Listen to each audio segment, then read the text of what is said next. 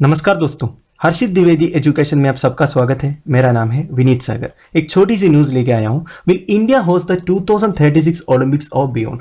2036 का Olympics India host करेगा या नहीं, या इससे आगे कोई डेट्स में इंडिया को ओलंपिक्स जैसा एक इंटरनेशनल इवेंट होस्ट करने का मौका मिलेगा या नहीं। इस पर्टिकुलर वीडियो में हम इंडियन ओलंपिक एसोसिएशन के बारे में डिस्कस करेंगे, इंटरनेशनल ओलंपिक कमेटी के बारे में, एंड कुछ कंट्रीज जो है इस तरह की इंटरनेशनल इवेंट्स होस्ट करने में हमेशा आगे रहते हैं, एंड कुछ कंट्रीज जो है बिल्कुल इंटरेस्टेड नहीं रहते हैं। इसकी वजह क्या है, रीजन फॉर द अनविलिंगनेस क्या है, ये सारी चीजें हम डिस्कस करेंगे। देखिए, न्यूज में इसलिए आया था, India has often expressed a desire to host the Olympics but never made it so far. देखिए, इंडियन ओलंपिक एसोसिएशन पहले भी ये बोला है कि आने वाली डिकेड्स में हम Asian games, youth Olympics and summer Olympics जैसे इंटरनेशनल इवेंट्स होस्ट करना चाहेंगे, पर अभी तक इंडिया ओलंपिक्स होस्ट नहीं किया है। International Olympic Committee president Thomas Bach ने यह बोला है, plenty of countries are interested in hosting the games in 2036। देखिए, अब 2036 का ओलंपिक्स कहां होगा ये अभी तक डिसाइड नहीं हुआ है, पर आने वाले 3 ओलंपिक्स कहां होगा ये ऑलरेडी डिसाइडेड है। जैसे 2024 का ओलंपिक्स होगा पेरिस में, फ्रांस में। 2028 का होगा लॉस एंजल्स में, जो यूनाइटेड स्टेट्स ऑफ अमेरिका में है, एंड 2032 का होगा ब्रिस्बेन में, जो ऑस्ट्रेलिया में है। The escalating cost and controversies associated with staging such a big multidisciplinary event may pull back many countries from hosting। देखिए, ओलंपिक्स जैसे एक इंटरनेशनल इवेंट को होस्ट करने में काफी ज्यादा पैसे खर्च होता है। हाँ, ये बात अलग है, इंटरनेशनल ओलंपिक्स कमेटी की तरफ से थोड़ा बहुत मदद मिलता है, फिर भी एक होस्टिंग कंट्री को बहुत ज्यादा पैसे जो है खर्च करना होता है। इसी वजह से कुछ डेवलपिंग कंट्रीज या अंडर डेवलप कंट्रीज इस तरह की इंटरनेशनल इवेंट्स कभी होस्ट नहीं करते हैं। इंडियन ओलंपिक एसोसिएशन के बारे में, it is the body responsible for selecting athletes to represent India at the Olympic games. देखिए, इंडियन ओलंपिक एसोसिएशन के बारे में आपने अक्सर सुना होगा, रिसेंटली काफी न्यूज में था जब ओलंपिक्स हो रहा था। तो ये जो एसोसिएशन है ये फॉर्म हुआ था 1927 में, after the 1920 and 24 Olympics. 1920 and 24 Olympics के बाद हमारा इंडियन ओलंपिक एसोसिएशन फॉर्म हुआ था। तो देखिए, कौन कौन से एथलेट्स को ओलंपिक्स में या एशियन गेम्स में and other international athletic meets में भेजना है, ये डिसाइड कौन करता है? Indian Olympic association. तो ये आप ध्यान दीजिएगा, ओनली ओलंपिक्स के लिए नहीं होता, ये ओलंपिक गेम्स के लिए, एशियन गेम्स के लिए, एंड और भी जो इंटरनेशनल एथलेटिक मीट्स होता है ना, ये सब में एथलेट्स को सिलेक्ट करने का रिस्पॉन्सिबिलिटी किसके पास है? इंडियन ओलंपिक एसोसिएशन के पास है। And it also acts as the Indian Commonwealth Games Association. देखिए, Indian Commonwealth Games Association and Indian Olympic Association एक ही है, right? International Olympic Committee, it is a non governmental sports organization based in Lausanne, Switzerland. तो इसका headquarter कहां पे है? लुज़ेन में है, स्विट्जरलैंड में। And it is constituted in the form of an association under the Swiss civil code. Switzerland के civil code के अंदर एज एन एसोसिएशन फॉर्म हुआ था international Olympic committee in 1894, and is responsible for organising the modern summer and winter Olympic games. अब ये summer and winter Olympic games क्या है? देखिए, समर ओलंपिक्स मतलब जो रिसेंटली हुआ था, जिसमें मैक्सिमम स्पोर्टिंग इवेंट्स होता है। अब विंटर ओलंपिक्स मतलब उसमें ऐसे इवेंट्स होगा जिसमें आइस एंड स्नो की जरूरत है। For example, ice hockey, snow boarding, figure skating, sky jumping, ऐसे एग्जाम्पल्स है स्पोर्टिंग इवेंट्स है जो विंटर ओलंपिक गेम्स में होता है। It is the governing body of national Olympic committees. देखिए, हर कंट्री का एक नेशनल ओलंपिक कमेटी होता है, जैसे इंडिया का इंडियन ओलंपिक एसोसिएशन है। तो इस तरह जितने भी कंट्रीज की नेशनल ओलंपिक कमिटीज है, उसका गवर्निंग बॉडी है International Olympic committee. As of 2020, there are 206 national Olympic committees officially recognized by the IOC। इसका करंट प्रेसिडेंट कौन है? जर्मनी का है, थॉमस बैक। इससे पहले जैकस रोज थे, बेल्जियम का, सितंबर 2030।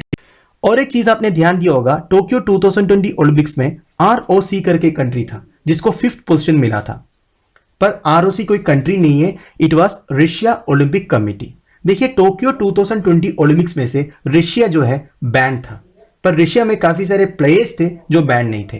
करीब 335 स्पोर्ट्स पर्सन अटेंड किए टोक्यो 2020 ओलंपिक्स, पर ये लोग रशिया का फ्लैग, एंथम या नेम यूज करने से मना किया था। इसलिए इन्होंने एक रशियन ओलंपिक कमेटी करके एक कमेटी बना के ओलंपिक्स अटेंड किया। Countries which are interested in hosting the games, India, Indonesia, Germany, Qatar, इन 4 कंट्रीज 2036 के ओलंपिक्स होस्ट करने का इंटरेस्ट दिखाया है। इसमें जर्मनी को छोड़ के बाकी तीनों एशियन कंट्रीज अभी तक ओलंपिक्स होस्ट नहीं किया है। हमारी गवर्नमेंट ने एक बार यह बोला था, it aims to stage the games in 2048। 2048 की स्पेशलिटी क्या है? इंडिया इंडिपेंडेंस का सेंटिनरी सेलिब्रेशन होगा 100 ईयर का।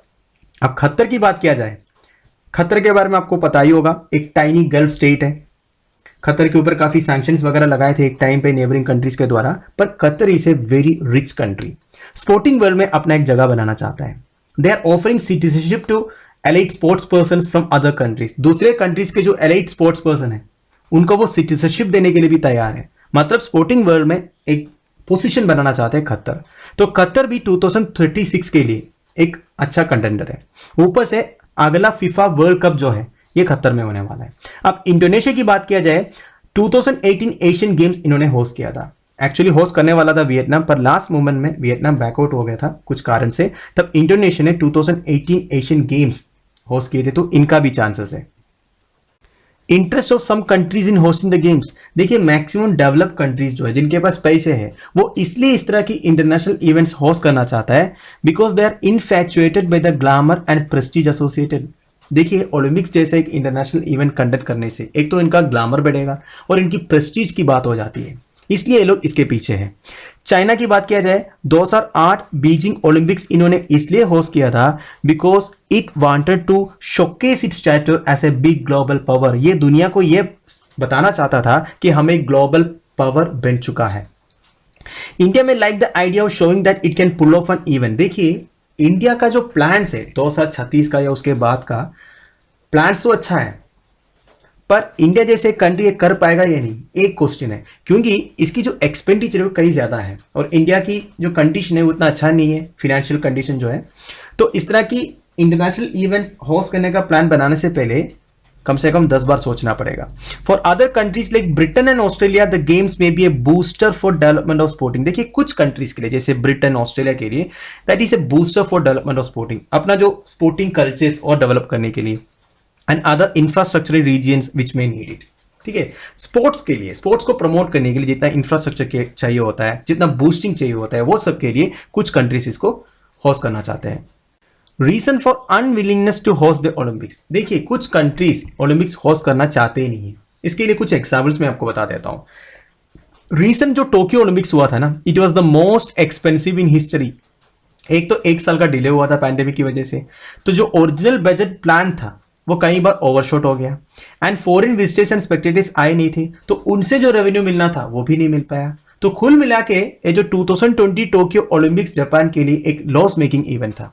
2016 रियो गेम्स जो ब्राजील में हुआ था उसकी बात किया जाए, they had to struggle with concerns about Zika virus, तब जिका वायरस फैला था ब्राजील में, तो एक प्रॉब्लम था। एंड ग्रीस में जब 2004 एथेंस ओलंपिक्स हुआ था, is said to be suffering economic effects, मतलब 2004 में जो ओलंपिक्स उन्होंने ऑर्गेनाइज किए थे उसकी जो इकोनॉमिक इफेक्ट्स है अभी भी उनके गवर्नमेंट के ऊपर है, ये बोला जा रहा है। एंड टोक्यो गेम्स के बारे में तो आपको पता ही है, उधर के जो पॉपुलेशन इसके अगेंस्ट थे, काफी सारा प्रोटेस्ट भी हुआ था क्योंकि ये कोरोना वायरस स्प्रेड की कंसर्न्स था उधर, फिर भी जापान ने बहुत अच्छी तरह उसको ऑर्गेनाइज किया, ये अलग बात है। अब देखिए bidding for the Olympics and lobbying is also an expensive task, many host cities struggle with legacy issues as well. देखिए मैक्सिमम सिटीज को ये पता भी नहीं रहता इतना बड़ा एक इंटरनेशनल इवेंट कैसे ऑर्गेनाइज करना है, कैसे इंफ्रास्ट्रक्चर सेटअप करना है, कैसे वेन्यू सेटअप करना है, वो भी इतना बड़ा एक इवेंट जिसमें बहुत ज्यादा पैसे खर्च हो जाता है, तो एक रिस्की बिजनेस है।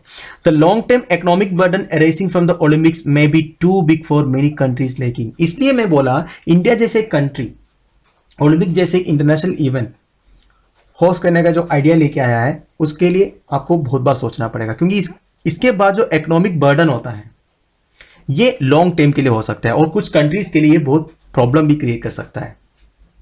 Finally what is the way out, देखिए ओलंपिक्स तो होना ही है दोस्तों, इतने सारे स्पोर्ट्स पर्सन है, अपने स्किल टैलेंट वगैरह दिखाने के लिए एक कंपटीशन प्लेटफॉर्म है ओलंपिक्स, और ओलंपिक्स में मेडल मिलना मतलब कितनी शान की बात है, ये तो हमें अभी पता चला है रिसेंटली 1 महीने पहले ही। तो the International Olympic Committee has endeavoured of late to put a cap on the number of events and participants at the Olympics to control cost and scale of the games.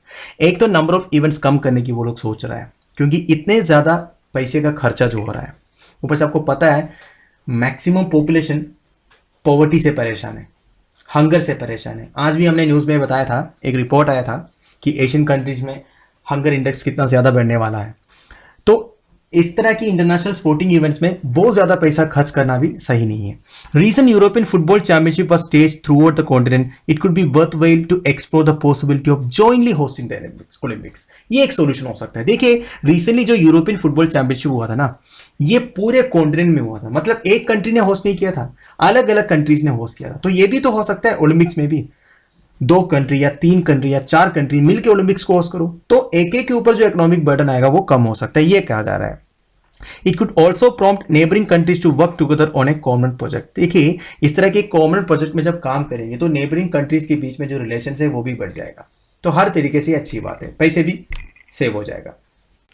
तो दोस्तों that's end of it. ये video मैं इधर finish कर रहा हूँ। एक general awareness वाली वीडियो था, ज़्यादा कोई इन्फॉर्मेटिव टॉपिक तो नहीं था, फिर भी इस तरह की जनरल अवेयरनेस होना भी ज़रूरी है आपके एग्जामिनेशन पर्सपेक्टिव में। ठीक है, हर चीज़ के बारे में आपको जानना चाहिए, हर चीज़ के बारे में अपना एक एनालिटिकल व्यू भी होना ज़रूरी है। So thank you for watching, bye bye, have a nice day.